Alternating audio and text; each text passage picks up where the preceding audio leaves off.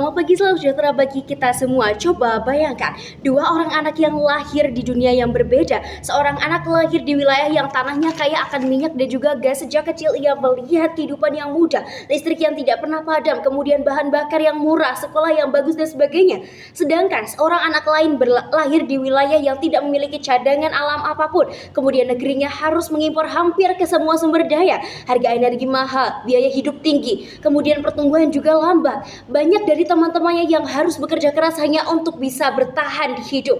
Pertanyaan saya, apakah perbedaan nasib kedua anak ini adil? Bukan karena mereka berbeda kepintaran, bukan karena mereka berbeda tentang kerja keras mereka, tetapi hanya karena keberuntungan tempat lahir.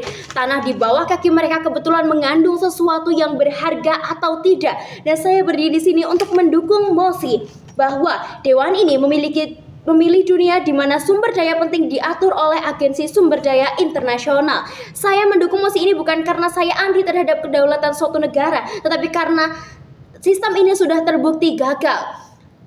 Saya percaya bahwa sumber daya penting yang menjadi kebutuhan semua manusia seharusnya dikelola untuk kepentingan semua manusia, bukan untuk segelintir negara ataupun segelintir golongan. Karena jika dikelola untuk kepentingan segelintir negara saja, maka hal ini dapat menciptakan konflik, kemudian perang, bahkan juga menjadi jurang pemisah yang semakin lebar antara negara atau wilayah yang memiliki kekayaan sumber daya alam yang tinggi dan juga yang miskin akan sumber daya.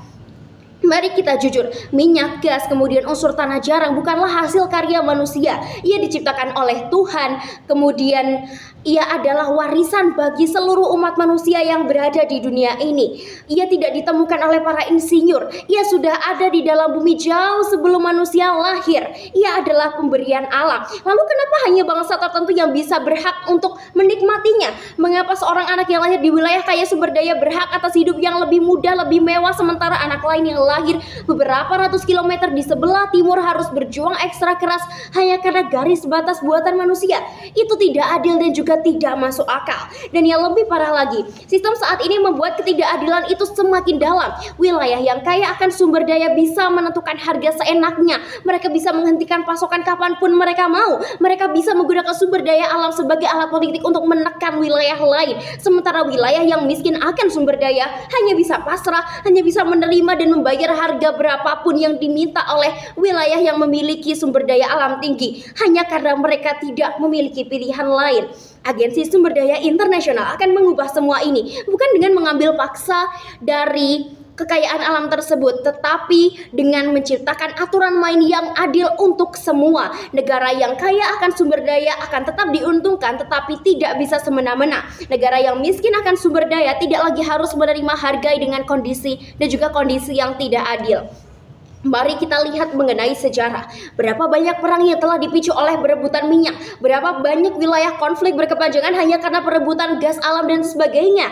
Berapa banyak wilayah dengan yang porak-poranda kemudian penduduknya mengungsi hanya karena negara besar ingin mengamankan pasokan sumber daya mereka. Dan ironisnya, wilayah yang paling kaya sumber daya justru seringkali menjadi wilayah yang paling tidak damai. Mereka diperebutkan, dieksploitasi, dimanfaatkan, dan juga rakyatnya tetap miskin. Sementara hasil alamnya mengalir ke luar negeri, tanahnya rusak, sungainya tercemar dan sebagainya. Mereka tidak mempunyai kuasa untuk berkata tidak. Inilah yang disebut para ahli sebagai kutukan sumber daya. Semakin kaya alamnya, semakin sengsara rakyatnya, bukan karena sumber dayanya yang buruk, tetapi sistem yang mengelolanya buruk. Bukan karena sumber daya alam ini tidak bisa mencukupi rakyatnya, tetapi karena segelintir penguasa, segelintir golongan elit yang tidak memiliki hati nurani, mereka berebut kekuasaan. Dan juga karena campur tangan asing, karena korupsi dan juga tidak adanya pengawasan global, mereka menjadi sengsara. Agensi Sumber Daya Internasional bisa mengakhiri semua perdebatan ini, semua masalah ini. Tidak akan ada lagi perang untuk minyak, tidak akan lagi negara adidaya yang ikut campur hanya untuk mengamankan pasokannya. Kemudian tidak ada lagi wilayah yang menjadi ajang rebutan kekuasaan besar. Sumber daya akan mengalir berdasarkan kebutuhan global, bukan berdasarkan kekuatan senjata ataupun juga tekanan politik. Ada satu lagi masalah yang harus kita pikirkan, masalah yang paling mendesak. Sistem saat ini mendorong eksploitasi yang berlebihan. Setiap negara ingin mengambil sebanyak-banyaknya, secepat-cepatnya sebelum diambil oleh pihak lain. Karena jika tidak diambil sekarang, nanti akan diambil oleh orang lain. Kemudian tidak akan ada insentif untuk menahan diri, tidak akan ada imbalan untuk menjaga dan sebagainya. Hasilnya apa? Bumi kita akan semakin rusak, terluka, hutan gundul, sungai tercemar, udara tidak sehat dan sebagainya. Kemudian cadangan sumber daya kita akan semakin menipis dengan kecepatan yang mengkhawatirkan. Dan yang paling menyedihkan, ia akan meninggalkan warisan yang buruk bagi anak cucu kita nanti. Mereka tidak akan bisa menikmati indahnya bumi kita, dan mereka juga tidak akan bisa menikmati sumber daya alam yang telah terbentuk selama jutaan tahun. Hasilnya mereka akan mewarisi bumi yang lebih panas, lebih kotor, lebih miskin juga sumber daya, dan mereka akan bertanya pada kita, kalian tahu bumi sedang rusak, sedangkan kalian tidak melakukan apa-apa. Agensi Sumber Daya Internasional bisa menjadi jawabannya.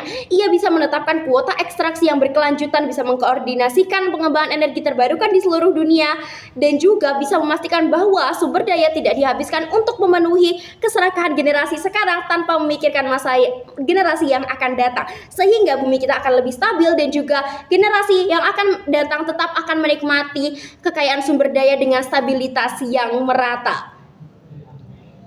Teman-teman, saya tahu ide ini memang terdengar besar, mungkin idealis, sulit dibayangkan dan sebagainya.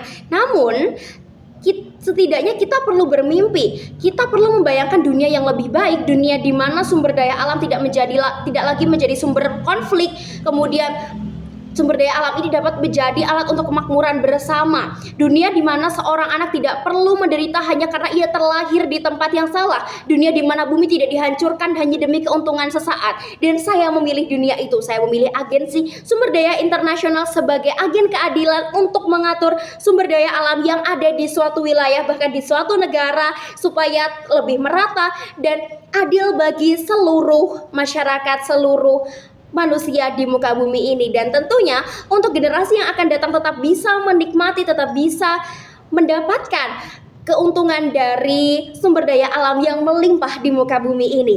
Terima kasih, selamat pagi.